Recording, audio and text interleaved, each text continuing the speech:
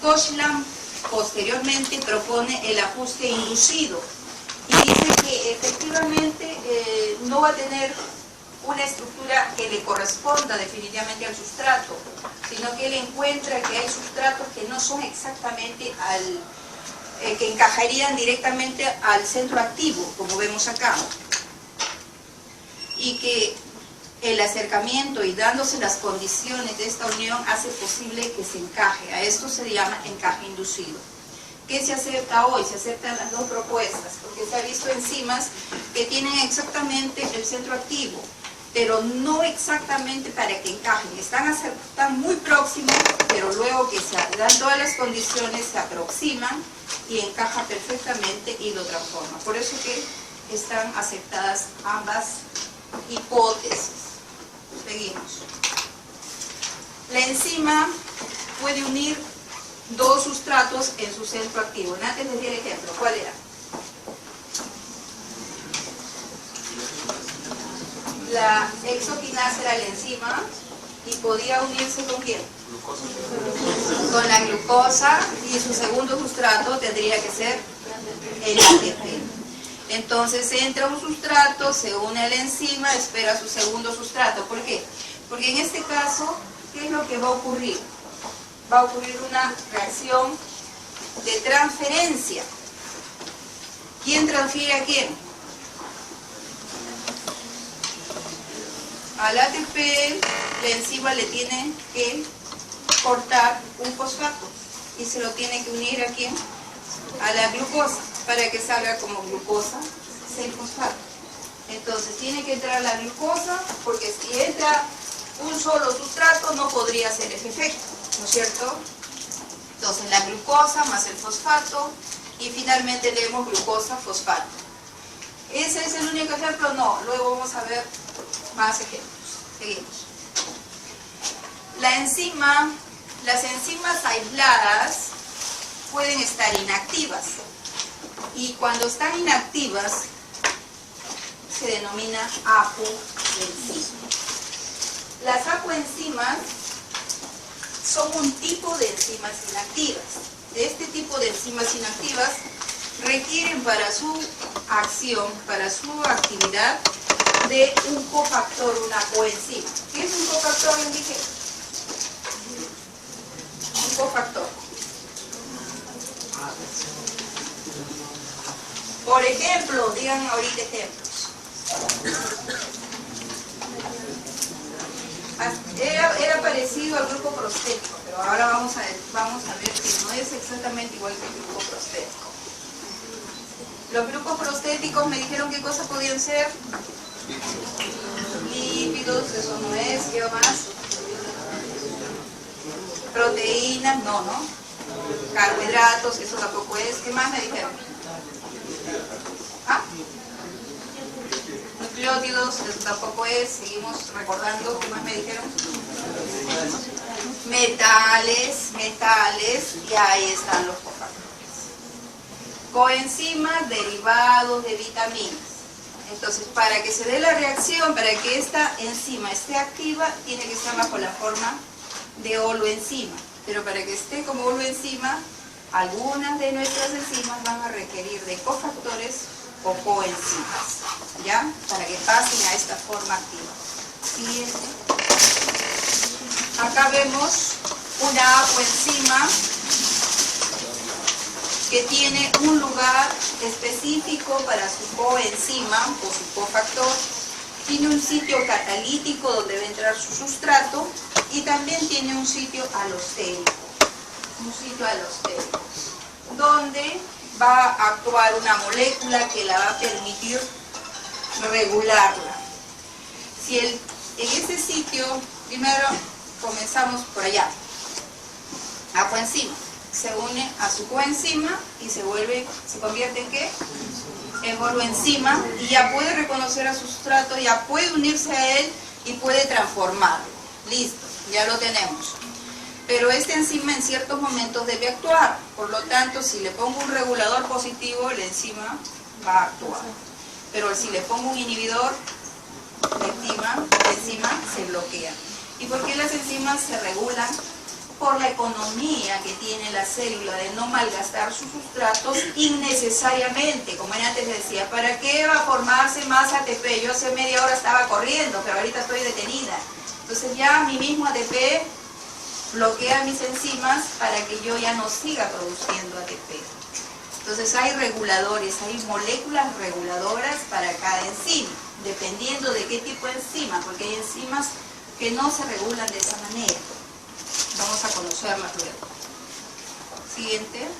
Entonces, apoenzima con su coenzima se transformó en holoenzima. Como holoenzima ya se une a su sustrato. Y recuerden, cofactor, ¿tiene carga o no tiene carga los cofactores? Sí tienen carga. Por ejemplo, el hierro, el cloro, el magnesio, el calcio. Entonces, ¿qué van a hacer? Van a ayudar. El centro activo tiene que tener carga para atrapar el sustrato. Entonces quiere decir que le van a ayudar, le van a dar más carga, van a hacer que tenga mayor afinidad el enzima con sustrato, por eso es importante.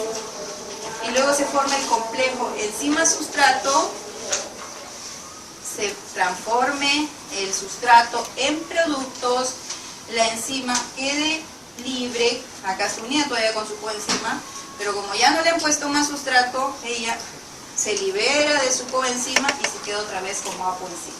Hasta el momento en que aparezca más sustrato, o si es que esta está regulada por un inhibidor, le dijo ya no más, puede venir un activador y otra vez ella se une a su coenzima y empieza a transformar nuevamente el sustrato. Siguiente. Ya, entonces ahí les explico. El cofactor es un componente no proteico, termoestable y de bajo peso molecular. Son iones metálicos, como alguien por ahí me lo dijo. Participa como centro catalítico primario, grupo puente para unir al sustrato formando el complejo de coordinación y agente estabilizante de la enzima activa. Entonces ayuda para que haya una buena unión entre la enzima y su sustrato. Nos imaginamos, tiene carga, dependiendo, tiene carga positiva, tiene carga negativa. Eso me da la indicación de que puede ser que yo necesite más carga para atraer al sustrato, para tener más afinidad con el sustrato. Por ende, son necesarios. Listo, siguiente. Algunas enzimas que requieren metales para mejorar su actividad. La alcohol deshidrogenasa, que luego la voy a tocar. La anhidrasa carbónica. ¿Qué hacía la anhidrasa carbónica? ¿Recuerdan?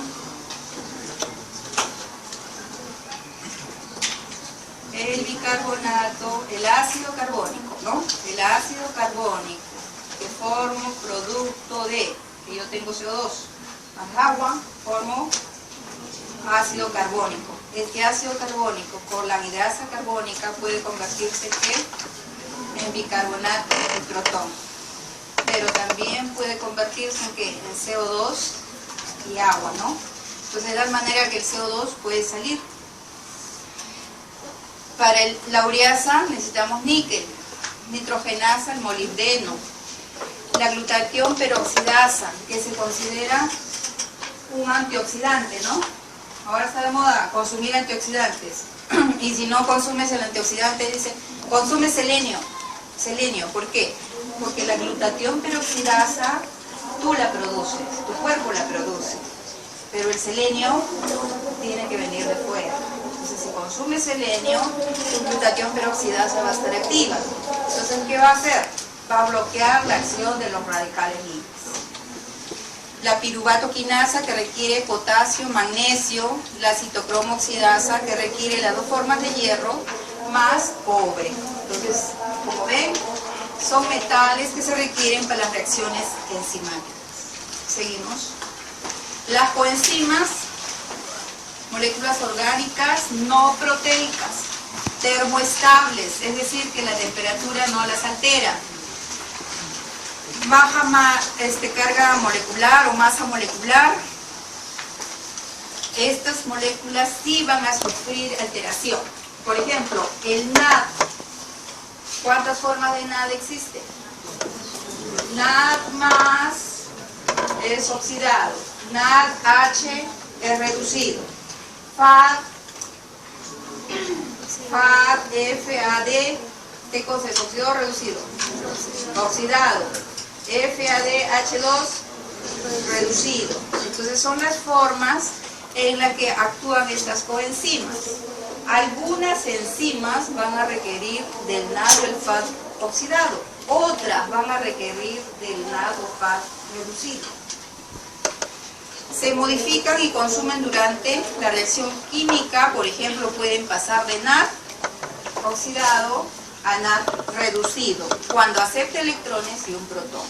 Y eso ocurre en las reacciones. ¿Por qué? Porque las enzimas, como vamos a ver, modifican a los sustratos. Entonces hay veces a este sustrato le quitan hidrógenos. ¿Y a dónde los mando? Ahí tiene que tener un ayudante. ¿Quién va a ser su ayudante? Son las coenzimas. Ah, ya, le sobra hidrógenos, pasen, yo los recibo. Entonces el NAD en ese momento se está reduciendo. Otra enzima necesita del NAD reducido porque necesita un aporte de hidrógenos y de electrones. Entonces, para esa reacción se requiere NAD reducido. Ustedes ya la otra semana van a entrar, o probablemente que esta semana, los días que yo no venga, el doctor Saldívar va a entrar. Y va a empezar con metabolismo de los carbohidratos. Y ustedes van a ver el NAD, el FAD.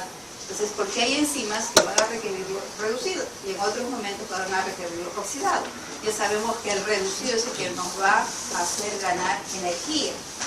¿Qué aprendieron en biología? Por cada NAD, ¿cuántos ATPs? Por cada FAD, ¿cuántos ATPs? 2, pero ahora como ya están en bioquímica, ahora ya van a ponerle 2.5 y 1.5. Disminuye la producción. Seguimos. Esta es la lactato deshidrogenasa. La lactato deshidrogenasa, ¿qué hace? Ese es el piruvato. Glucólisis, acabó en piruvato. Si no hay oxígeno, no hay ciclo de Krebs. ¿Recuerdan eso? Entonces, ¿qué va a pasar? Se va para la vía de lactato. Se va para la vía de lactato. Entonces, el piruvato tiene que convertirse en lactato. Ahí necesitamos la ayuda ¿de quién? ¿Qué cosa es esto? NAD oxidado y reducido. Necesitamos la ayuda del NAD reducido. La enzima lactato deshidrogenasa que va a hacer esa transformación requiere del NAD reducido como ¿qué? Como coenzima, como cofactor. Como coenzima. Entonces, este va a aportar los hidrógenos que le falta para que el piruvato se convierta en lactato. Este NAD, ¿qué le está pasando? Está como NAD reducido y está saliendo como NAD. ¿Y qué le está pasando al piruvato? Si esto está entrando reducido, esto está entrando oxidado. Este sale oxidado y el otro reducido. Entonces, ¿qué reacción es? Óxido-reducción. Y entonces la lactato deshidrogenasa, vamos a decir que es una óxido-reductasa. Es un tipo de enzima, es una clase de enzima que participa en reacciones de óxido-reducción. ¿Y esto dónde pasará? ¿Esto dónde ocurrirá? En el músculo. En el músculo puede ocurrir. En el músculo. Recordemos, nuestro lugar donde guardamos, almacenamos los carbohidratos, ¿cómo se llama? ¿Cómo se llaman los órganos donde guardamos nuestros carbohidratos? Hígado, músculos. Me fui a mi fiesta infantil hace rato, no les dije, ¿y dónde guardo mis carbohidratos de reserva? En el hígado y en el músculo, ¿no? Ahí guardo mis carbohidratos del exceso que me comí. Les dije que en el hígado más o menos es el 5% del peso del hígado, por eso yo le dije aproximadamente 75, porque se dice que el hígado pesa 1,5 kilos. El 5% sería 75. Entonces eso es lo que podría guardar en mi hígado. Y el otro va a mi músculo. Pero mi hígado, de ahí me comí todo ese carbohidrato y ya no quiero comer en la noche. Supe que me excedí. Entonces ya no ceno en la noche y me voy a dormir hasta el día siguiente. Entonces, cuando yo no he cenado, me salté una comida, me voy a saltear hasta el desayuno, porque yo soy consciente de todo el carbohidrato que me comí. Entonces, ¿qué va a pasar? Seguro que mis reservorios de glucógeno ya están tope, ¿no es cierto? Me fui a dormir y entonces a las 10 yo tengo hambre, pero yo le digo no porque yo me comí mucho carbohidrato. Entonces, ¿qué voy a empezar a usar? Mi glucógeno. Pero mi glucógeno hepático, porque ahí tengo una enzima que me permite degradar ¿a quién? Al glucógeno y liberándolo. ¿Cómo lo libero? Como glucosa fosfato. Y ahí voy a tener la enzima glucosa 6-fosfatasa, que le quita el fosfato.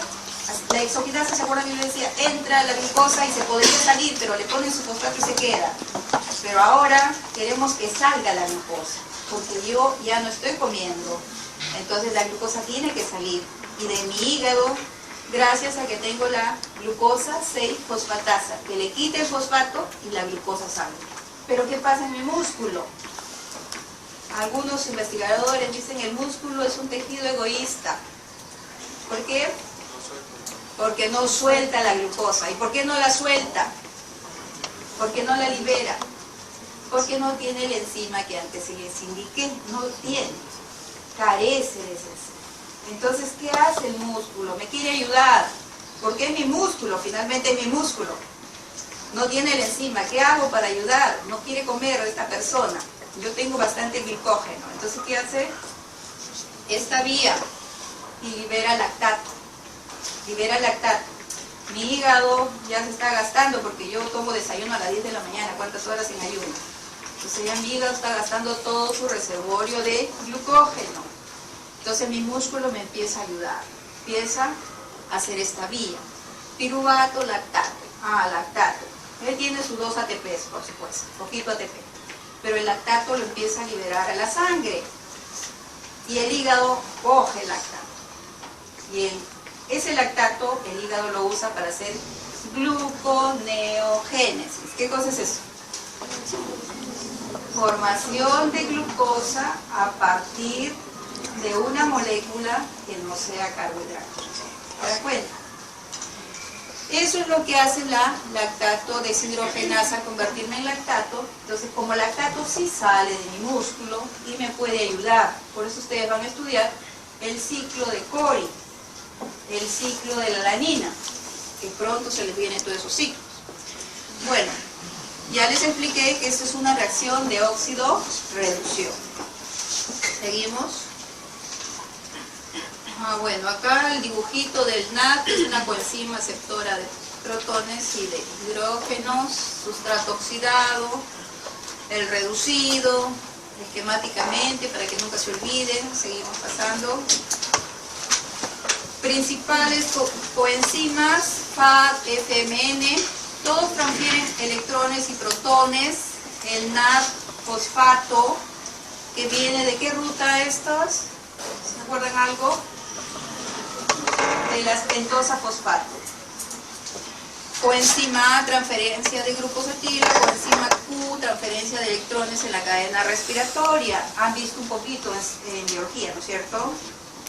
Coenzima B12, acá lo van a ver a profundo, pero ya tienen idea.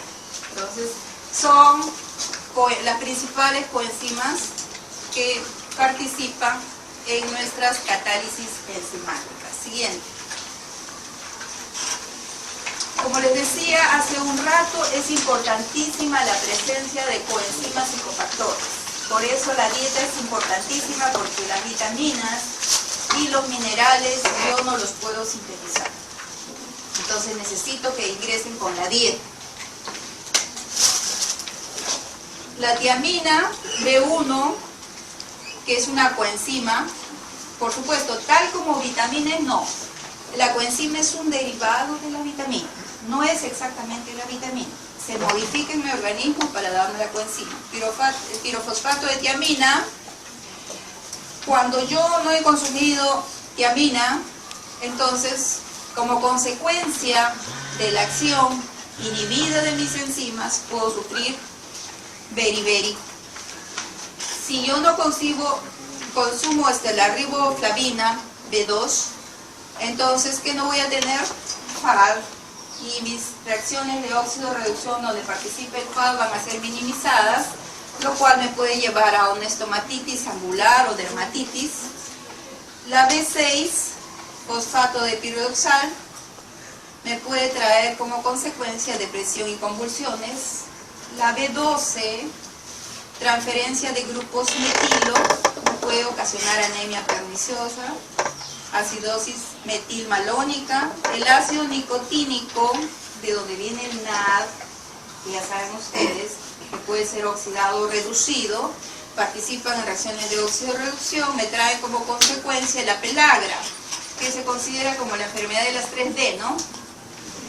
Dermatitis, diarrea y depresión. El ácido pantoténico para la coenzima A, que casi todos los procesos bioquímicos, o sea, coenzima entra, coenzima sale, coenzima y seguimos con la coenzima. Transferencia de grupos acilo, hipertensión. El ácido fólico, que como ácido fólico tiene que modificarse en mi organismo como tetrahidrofolato, ya que este va a ser un transportador de grupos metilo y es importantísimo en la síntesis de timina. Defectos, primero, me va a ocasionar que mi ciclo celular, ustedes saben, ciclo celular, periodo S, duplicación del ADN, yo tengo que tener todas mis bases nitrogenadas. Y si yo no tengo timina, no puedo sintetizar mis moléculas de ADN, porque antes de que yo entre a división tengo que duplicar mi ADN, ¿no es cierto? Y mi ADN tiene timina o tiene uracilo. Timina, ¿no es cierto? Entonces, si no hay quien ayude a que se sintetice bien la timina, hay fallas, puede haber anemias y defectos del tubo neural. Por eso es que en otras sociedades, en otros países, se acostumbra a dar o incluir en los alimentos el ácido fólico o el folato, porque, bueno, en nuestra realidad no se dan muchos defectos del tubo neural, pero en otras realidades, en otras sociedades sí. Entonces, ¿cómo evitar que los jóvenes se reproduzcan sin pedir permiso? Entonces, en el colegio, de frente, su pastilla de folato todos los días, y entrando nomás, toma tu folato, pasa, toma tu folato y pasa. Porque no se puede controlar esa parte. Pero lo que hay que evitar es que niños nazcan con ese problema. Ácido ascórbico actúa como antioxidante y bueno, ya saben ustedes que su principal función es en la formación del colágeno, ¿no? ¿Qué hace el ácido ascórbico con el colágeno? ¿Qué hace? Hidroxilación de los aminoácidos que formen el colágeno. Si estos aminoácidos no están hidroxilados, no se puede formar una buena malla de colágeno, lo cual lleva a que este colágeno, que debía proteger a las mucosas de que no entren agentes externos a la parte interna, inflamen y dañen, como en el caso del escorbuto, las mallas de colágeno están abiertas, ¿sí? Entonces por ahí se meten las arterias y causan toda la inflamación de lo que se llama escorbuto. Entonces es importante en la modificación de los aminoácidos que van a traer. Siguiente. El grupo prostético, ya ustedes sabían, el grupo prostético, habíamos dicho que hay proteínas conjugadas. El grupo prostético es cualquier estructura que no sea proteína y que puede unirse. Hay enzimas que van a requerir iones, otras moléculas orgánicas. La diferencia entre el cofactor, la coenzima y el grupo prostético, a ver, díganme, ¿cuál es la diferencia? El cofactor, ¿qué cosa era? Un ion metálico que se une a la apoenzima y la hace activa. La apoenzima es una enzima, pero está inactiva, simplemente necesita. La coenzima, un derivado de vitamina que se une a la apoenzima y la activa. ¿Y el grupo prostético? El grupo prostético ya viene en la estructura proteica, ya está incorporado, ya forma parte de la proteína. No es que la proteína de la enzima terminó su reacción catalítica y bota su grupo prostético como lo hizo con el cofactor y con la coenzima. Ella siempre permanece unido porque es parte de su estructura. ¿Ya? Esa es la diferencia. Seguimos. Acá la L-aminoácido oxidasa es una flavoproteína y justamente su grupo prostético es el grupo flavínico. Esta estructura, que es el grupo flavínico, es parte de la estructura de la L-aminoácido oxidasa. Por lo tanto, esa enzima, si yo digo que es L-aminoácido oxidasa, ella siempre va a estar unida a su flavoproteína, a esta estructura. Si ella le quitan, ya deja de ser L-aminoácido oxidasa. Ya le rompí parte de su estructura. ¿Ya? Entonces no va a ser activa. Seguimos. Isoenzimas. Las isoenzimas son distintas formas de una misma enzima. Distintas formas que actúan sobre un mismo sustrato. Por ejemplo, después viene otro ejemplo más intracelular. Vamos a empezar con un ejemplo extracelular. Les invito una galleta y todos empiezan a masticar su galletita. ¿Qué enzima actúa? Amilasa. Les digo, viene el doctor Saldívar, pásense su galleta. No nos puede encontrar comiendo. Listo, ya está dentro de la galleta. ¿Hubo digestión en la boca? No hubo digestión. La amilasa salival, en el tránsito de acá, de todo el pasaje, todavía quería romper un poco de enlaces, pero no lo consiguió porque rápido llegó al estómago. En el estómago, ¿cuáles eran las condiciones del estómago? pH ácido en la boca, neutro. Entonces, de un pH neutro, la pobre enzima llegó a un caldero de limón. ¿Qué pasó? ¿Pudo actuar? No actuó. Entonces, cuando haya vaciamiento gástrico, va a pasar al intestino. Y ahí sí, ¿quién la va a coger? A ese sustrato. ¿Quién va a coger a esa galleta? La amilasa pancreática. La amilasa pancreática. ¿Y qué va a hacer la amilasa pancreática? Va a hacer lo mismo que iba a hacer la amilasa salival. Romper los enlaces alfa 1,4. ¿Pero qué condiciones es en el intestino? Un tanto alcalino, ¿no es cierto? Ya no es ácido, ya no es neutro, un tanto alcalino. Es alcalino. Entonces, ¿es la misma acción? Sí. La misma enzima, se dice que es la misma acción, la misma enzima químicamente puede tener ciertas variantes, recordemos, porque acá pH neutro ha tenido que tener una cierta carga para unirse con su sustrato. Le cambié de medio ya, y ustedes saben que los aminoácidos al cambiarlos de medio cambian su carga. Entonces, bajo esas condiciones ya muestran diferencias. Probablemente hay pequeñas diferencias en la secuencia de aminoácidos, diferencias pequeñas en su estructura, distintos valores de Km y de Max y distintas propiedades regulatorias. Km, antes les dije, afinidad de la enzima por el sustrato. Es la concentración del sustrato en la cual la enzima logra la mitad de la velocidad máxima. En este caso, ese Km puede ser más grande, puede ser más chiquito. Y velocidad máxima depende mucho de la concentración del sustrato, de la concentración de la enzima y de las condiciones que envuelvan toda la reacción. Seguimos. Una isoenzima, la lactato deshidrogenasa. Antes les dice prestar atención. ¿Qué hacía la lactato deshidrogenasa? Al piruvato lo convertía en lactato, ¿sí? En una reacción de óxido-reducción. Dijimos que era una óxido-reductasa. Entonces, ¿qué se ha encontrado en nuestro organismo?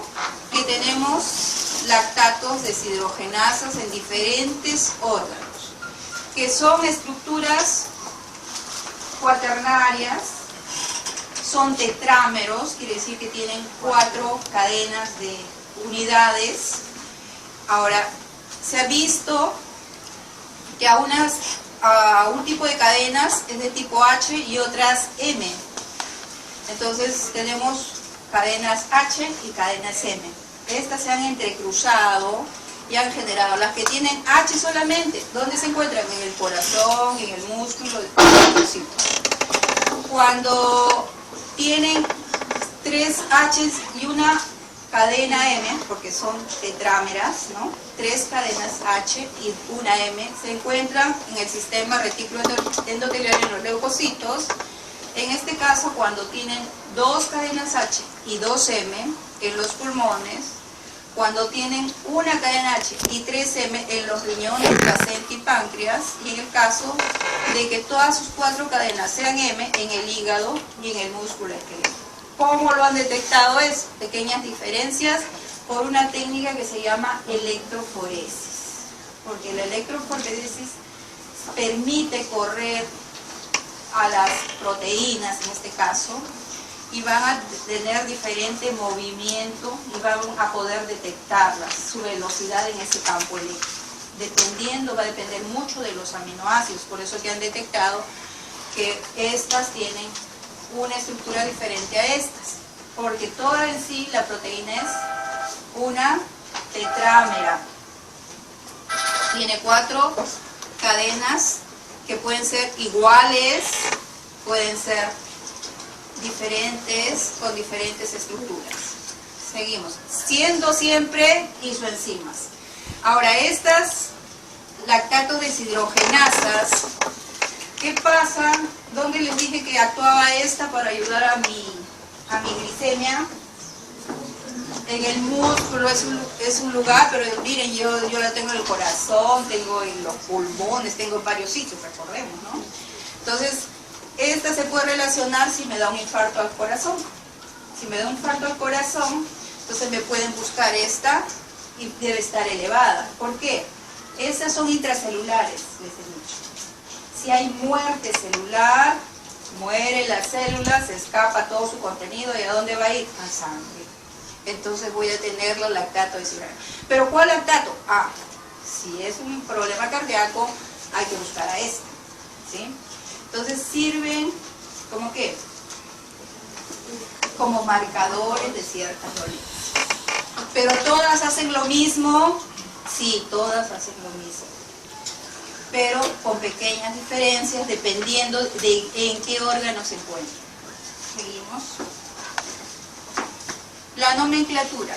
Normalmente a ustedes en biología, ¿qué les enseñaron? Todas las enzimas terminan en SA, ¿no? Lipasa, ¿no? Proteasa, ¿qué más? Amilasa. ¿Qué otra forma? Y la tripsina y la quimotripsina, ¿por qué no terminan en asa? Debido a que los investigadores que las descubrieron les pusieron ese nombre. Entonces, en cierta parte que se había avanzado y se había encontrado gran cantidad de información sobre enzimas, empezaron las confusiones. Algunas enzimas le ponían ese al final, a otras le ponía el investigador que la descubría, le ponía el nombre que quería. Y entonces surge la comisión de enzimología para ordenarnos un poco. Porque lo último que se aceptaba es que la enzima lleve el nombre del sustrato sobre el que actúa y terminado en SA. Pero como surgían tantas enzimas, se descubrían tanto y esto a nivel mundial surgen confusiones, entonces dijeron vamos a ordenar a las enzimas. Y es así que esta comisión de enzimología las clasifica en las 6 clases, en las 6 acciones que tienen las enzimas. Y por eso las clasifican clase 1, clase 2. Ahora, estas 6 clases deben ser colocadas al costado del nombre de la enzima. Entonces, por ejemplo, clase 1, pongo el nombre de la enzima 1, clasificación 1, punto. ¿Qué más va? Un segundo que se refiere a la subclase que pertenece. Y tercero y cuarto se refieren a los grupos químicos que participan en esta reacción. Entonces, estos números son bastante complejos. Yo no les voy a pedir que se los aprendan de memoria, pero por lo menos las clases sí. Y ahorita vamos a empezar. Clase 1, pasamos. Clase 1, ya las que ya conocen, las óxido-reductasas. Y como ustedes son bastante inteligentes, se van a dar cuenta que ¿quién está participando con las óxido-reductasas? El NAD y el FAD. El NAD y el FAD, donde esté el NAD, óxido-reductasa. ¿Por qué? Porque estoy viendo que el FAD se está reduciendo, el otro se está oxidando, ya, de hecho, una óxido-reductasa. En este caso, clase 1, el número 1 me indica que es clase 1. Estoy viendo que la coenzima se está reduciendo. Entonces, ¿el sustrato qué le está pasando? Se está oxidando.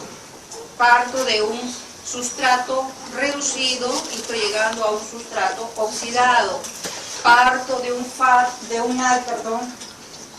oxidado y estoy llegando a un NAD reducido.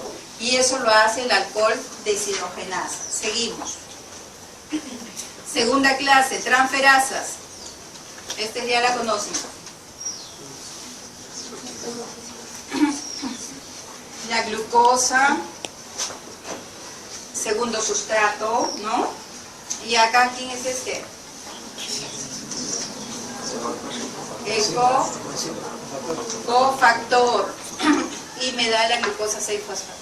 Ahora, esta glucosinasa hace la misma acción, la van a aprender, pero esa es de trabajo hepático. Es una transferasa. Seguimos. Hidrolasa. Hidrolasa porque hidroliza enlaces utilizando agua. Para que haya hidrólisis, ruptura de enlace peptídico, en este caso la carboxipeptidasa A, necesita de agua. ¿Para qué? Para igualar, para que la molécula quede intacta y no se vea como que está rompiéndose y no se estabilice. Por eso es que necesita de agua. Siempre que entre agua y vemos una reacción enzimática, estamos frente a una hidrolasa. ¿Ya? Seguimos. Las liasas. Las liasas parecidas a las hidrolasas rompen enlaces, carbono-carbono, como en este caso, carbono-oxígeno, carbono-nitrógeno, pero a su vez también pueden generar que al romper se generen dobles enlaces. En este caso vemos que está rompiendo carbono-carbono. Y es la piruvato descarboxilasa porque está actuando sobre el piruvato y va a darme acetaldehído y CO2 como producto de su acción. Una liasa que hemos visto y que de repente ni la recordamos ni nos dimos cuenta que era liasa. Fructosa 1,6-fosfato. ¿Quién aparte? Gliceraldehído 3-fosfato y dihidroxicetona-fosfato. Eso lo hace una liasa. Una liasa. Y genera dos productos en este caso. ¿Ya? Y a las liasas también se les llama sintasas. ¿Quiénes son las sintasas? Enzimas que sintetizan, ¿no? Pero en este caso no requiere de la energía de ATP, porque las sintetasas, que vamos a ver posteriormente, esas requieren ATP. Seguimos. Isomerasas, clase 5. Ella promueve el movimiento intramolecular dentro de la molécula de los grupos. No va a ser que haya más ni menos, lo mismo, simplemente lo modifica. Como que ustedes le dan una vuelta a su cuarto, igualito, eso es lo que hace. La isomerasa, fumarato isomerasa, quiere decir que al fumarato cis lo va a transformar en fumarato trans. Solamente modifica la estructura, ¿ya? Más no ha ganado ni un carbono más, ni un hidrógeno, ni lo ha perdido, ni nada por el estilo. Solamente hay modificación interna. Listo. Clase 6, las ligasas. Las ligasas Como vemos, el piruvato más CO2 acaba de formación de enlace. Pero para la formación de enlace, que lo va a realizar esta ligasa de la clase 6, requiere del ATP, pero no como segundo sustrato, sino como ¿qué? Como proveedor de energía. Por eso en este caso, que de piruvato se ha sintetizado oxalacetato. ¿Quién lo hizo? La piruvato carboxilasa. ¿A esta cómo se le llama?